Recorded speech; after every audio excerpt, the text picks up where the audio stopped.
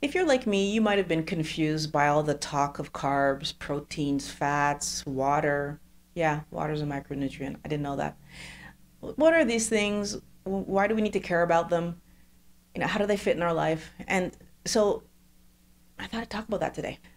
Hello, everyone. I want to welcome you to Mind Blowing Health and Wellness with Violet. I've been trying to help people to understand that your mental health and your physical health are intertwined, and we need to understand what we're doing on a psychological level and on a physiological level if we want to truly live a happy life. Today, we're talking about weight loss management that works.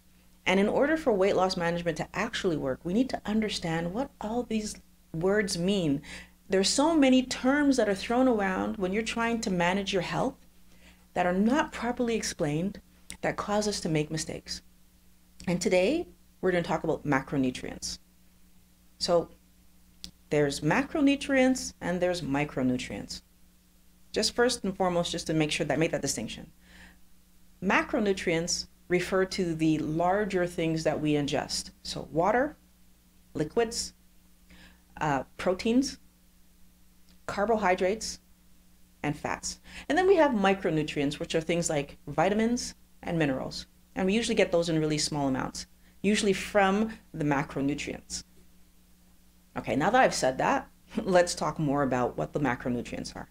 So obviously water is water. I think everybody understands this one, and that's why it's not even mentioned when we talk about macronutrients. But it is a macronutrient. It's one of the major things that we actually need to ingest to survive. As a matter of fact, not ingesting water is one of the fastest things that'll cause you not to survive, just so we're all clear. But then from there we have proteins, carbs, and fats. So I want to give you a quick analogy before I go into more details of proteins, carbs, and fats, because I feel like it's going to help us all to understand the two major players in that trio that we are talking about when we're talking about weight loss. I like to think of carbohydrates like a spoon, right? When we're first learning to eat, our parents give us a spoon because it's easier. You scoop, you put it in your mouth, you have the food in your mouth. The chance that this food will fall off a spoon is much less likely than the chance that the food can fall off a fork or through a fork. So in my mind, carbohydrates are like the spoon in this example. The fork would be fats.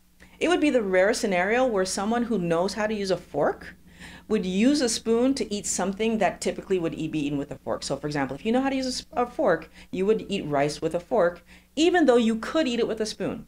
But because we've learned to do it, and it's considered the more mature thing to do, we would eat our rice with a fork. But we don't get rid of the spoon.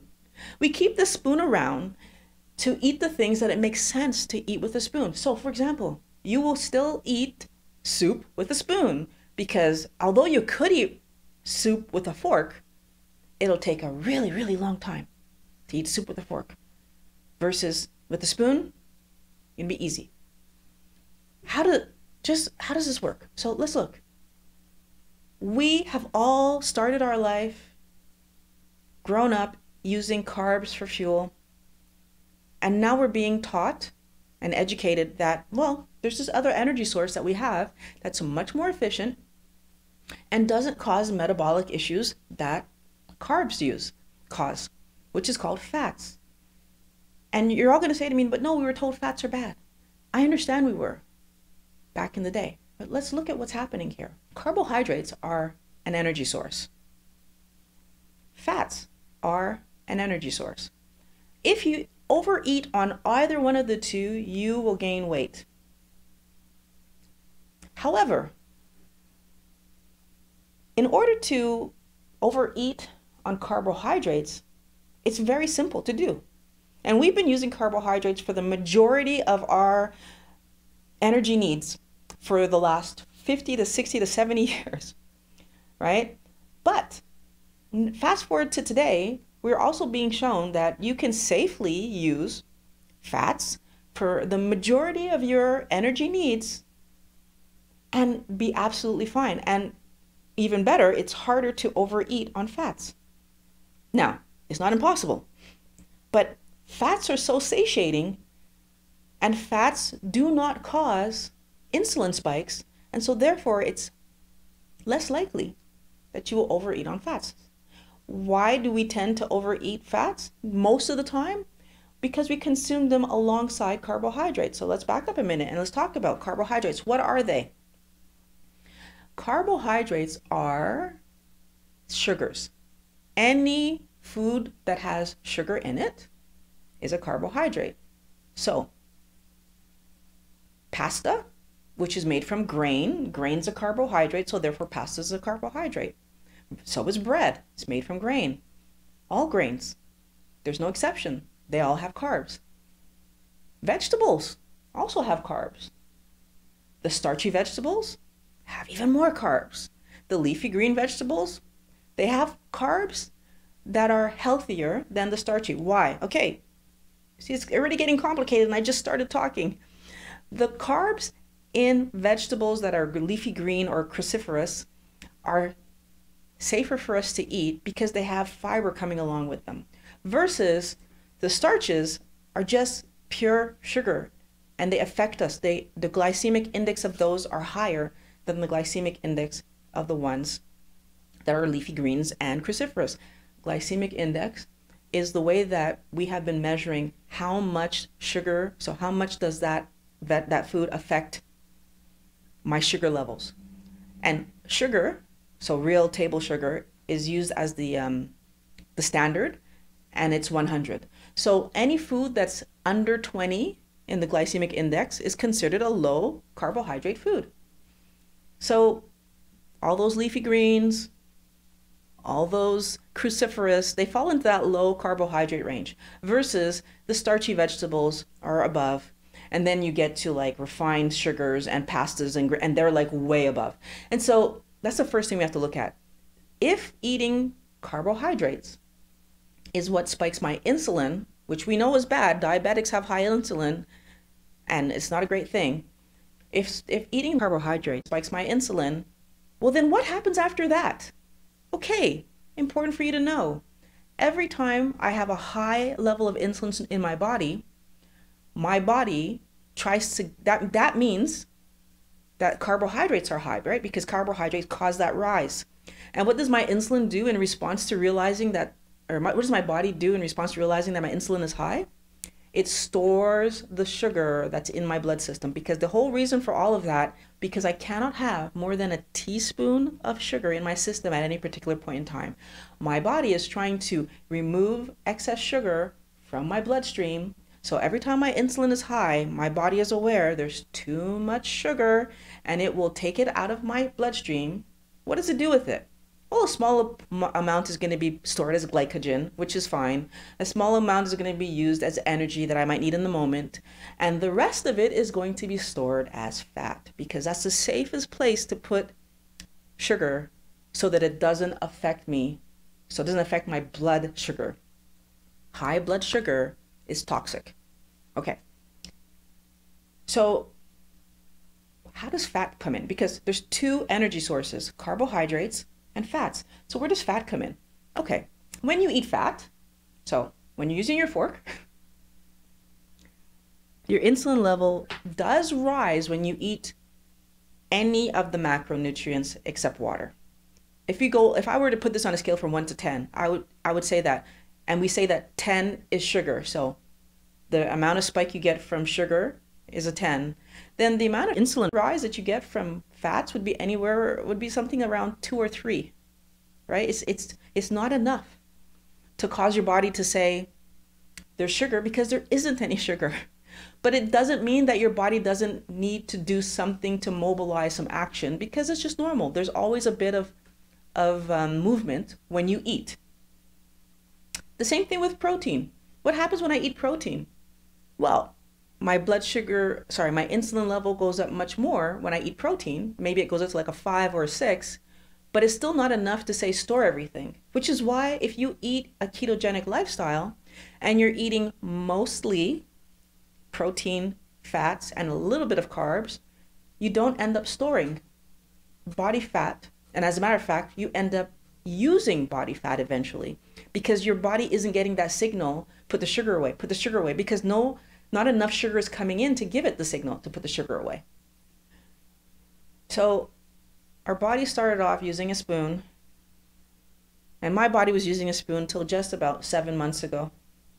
But I've taught it to use a fork. So now I'm burning fat, and I feel better.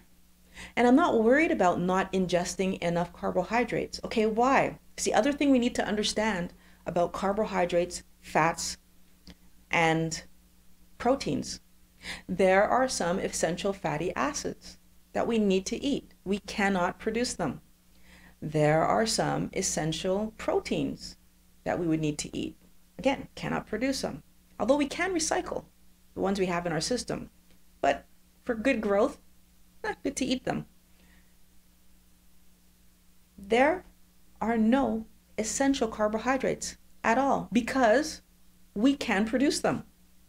It is absolutely possible to produce carbohydrates that your brain needs and that your body needs for quick energy. And as a matter of fact, our body is good enough at being able to create that energy that it can do it like quickly if we are in a problem. So do we need to eat carbs? No. And don't take my word for it.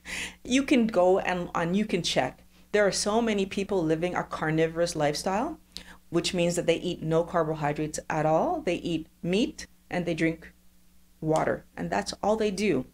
And they're fine. So do we need to eat carbs? No. If we do eat carbs, do we need to be careful of how much we're eating? Yes. It's important for you to keep your carbs low. And low for you is different than low for me. I keep my carbs at 20 grams or less because that's what's healthy for me. That's what I've recognized keeps me in a good fat burning state. This ketogenic lifestyle that I've chosen to live helps me to maintain a healthy weight, to get rid of metabolic issues that were showing up, and I feel good. Now, your number might be different. The only way you're really going to know is to get started and then see at what level do you feel the best. It's not about trying to cheat the system, right? I didn't start this program thinking, oh, maybe I can be ketogenic and be 90 grams of carb. No, because it's about understanding your system. If my carbohydrates are at a certain level, my body burns fat for fuel. If my carbohydrates are above that certain level, my body focuses on burning the carbs and storing the carbs because they can't stay in my system. They're toxic.